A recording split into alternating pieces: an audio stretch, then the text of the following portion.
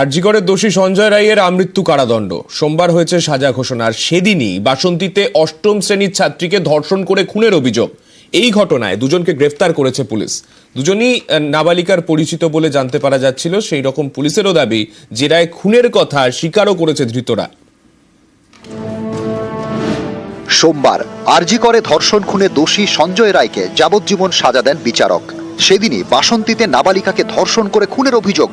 মাটি খুঁড়ে উদ্ধার অষ্টম শ্রেণীর ছাত্রীর দেহ। বাসন্তীর চুনাখালী গ্রাম। সোমবার বিকেলে এখানেই মাটি খুঁড়ে নাবালিকার বিবস্ত্র দেহ উদ্ধার হয়। দেহ আটকে পুলিশকে ঘিরে চলে বিক্ষোভ। সোমবার বিকেলেই এই যে ধান জমিতে আমি রয়েছি, সেই ধান জমির মধ্যেই এই যে মাঠ রয়েছে যেখানে কৃষকরা কাজ করছিল, এখানে এই গর্তের মধ্যেই পাওয়া গিয়েছিল সেই অষ্টম শ্রেণীর ছাত্রীর দেহ। এরপরে পুলিশ এসে দেহটি উদ্ধার করে নিয়ে যায় ময়নাতদন্তের জন্য। অষ্টম শ্রেণীর ছাত্রী 12 দিন ধরে নিখোঁজ ছিল।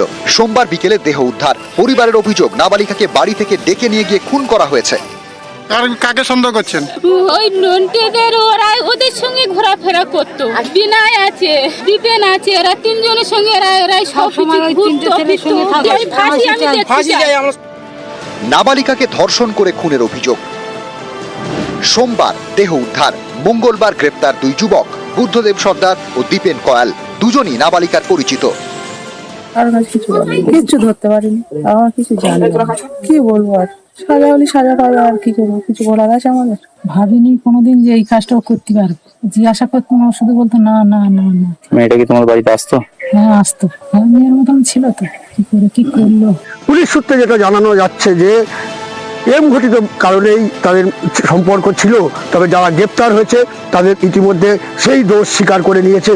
তবে ময়না তদন্তের রিপোর্ট না আসা পর্যন্ত তা সঠিকভাবে বলা যাবে না কি ঘটনাটি ঘটেছে। বাসন্তী থেকে অনুপ বিশ্বাস, নিউজ 18 বাংলা।